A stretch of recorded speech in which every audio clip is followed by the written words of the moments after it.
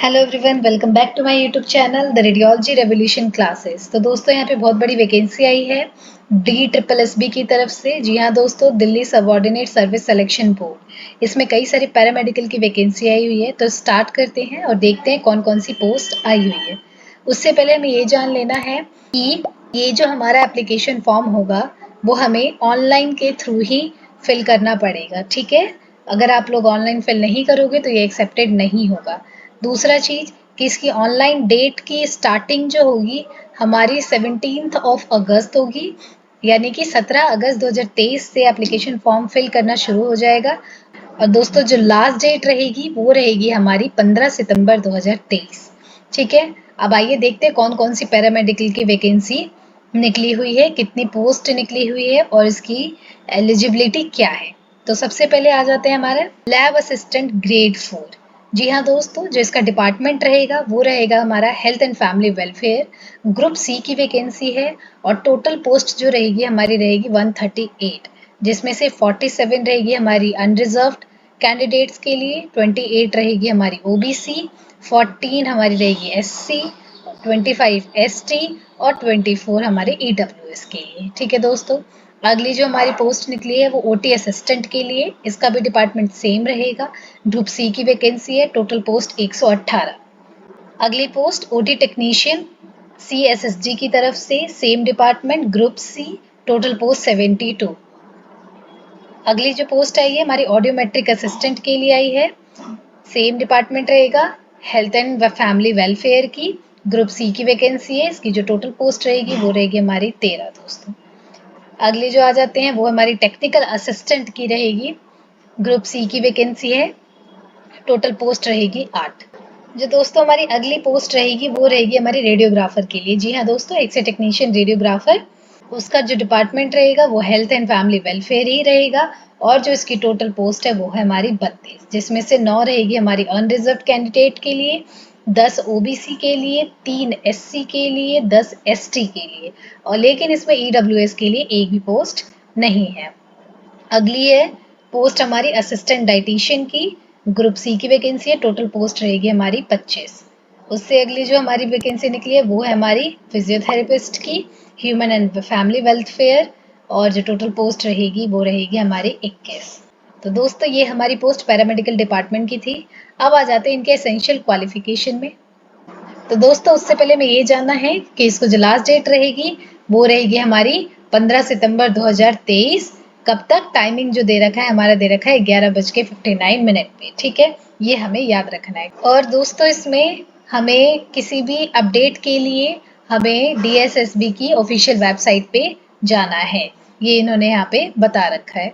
तो दोस्तों अब हम देखेंगे कि एजुकेशन क्वालिफिकेशन क्या रहेगी, सैलरी कितनी रहेगी और हमें कितना एक्सपीरियंस चाहिए। तो सबसे पहले आते हैं हम लेबोरेटरी असिस्टेंट की, जो कि ग्रुप 4 का है। इसका जो डिपार्टमेंट दे रखा है health and family welfare department. Total post हम बता चुके हैं। और इसकी जो एसेंशियल क्वालिफिकेशन है वो बोला है मार्टिकुलेशन होना चाहिए साइंस साइड से 10+2, यानी कि आपकी 10वीं 12वीं साइंस साइड से होनी चाहिए। दूसरा डिप्लोमा होना चाहिए एमएलटी में।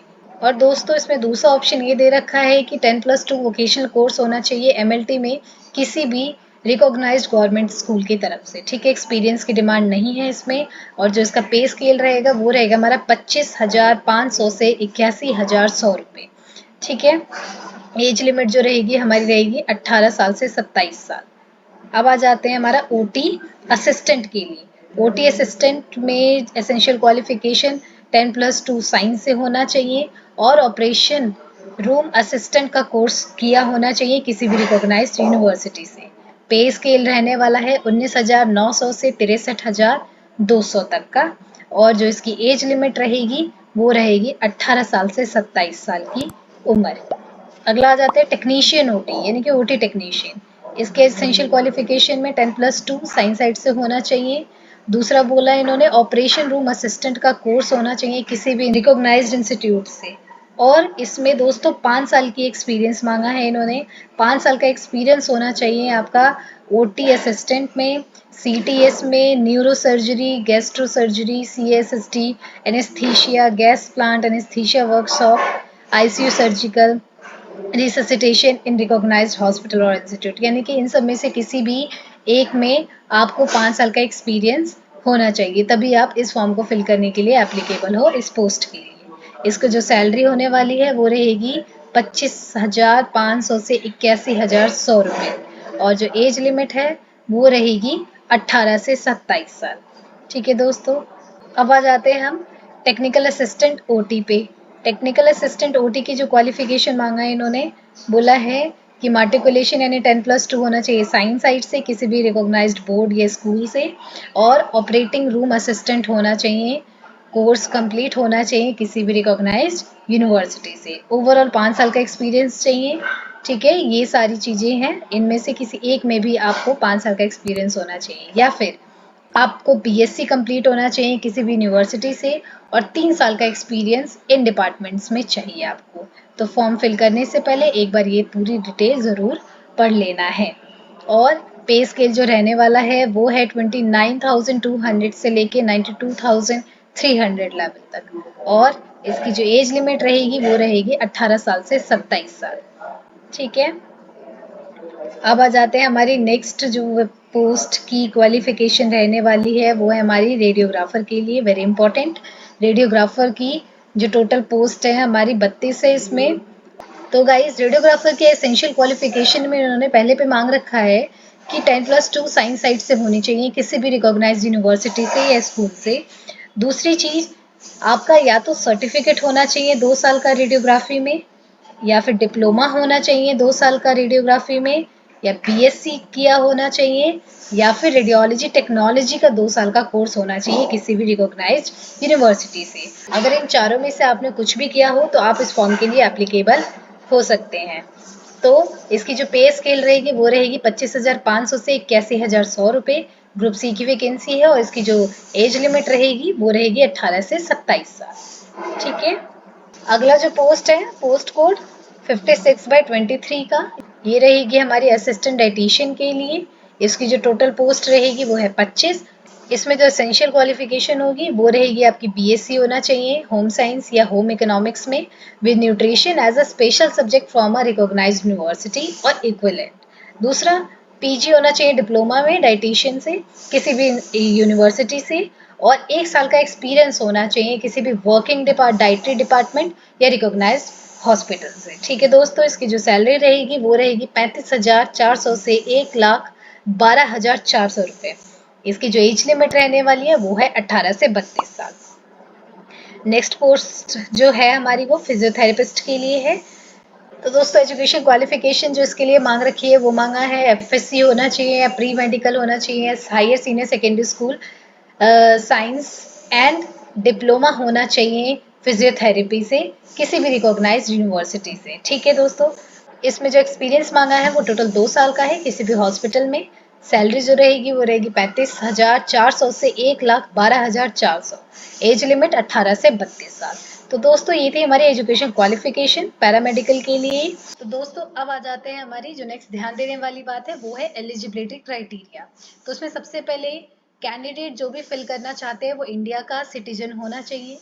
दूसरा, एलिजिबिलिटी क्राइटेरिया जो भी इन्होंने डिमांड की है वो फुलफिल होना चाहिए, जैसे एज हो, एजुकेशन क्वालिफिकेशन हो, एक्सपीरियंस जो भी इन्होंने मांग रखा है उसके एलिजिबल होना चाहिए।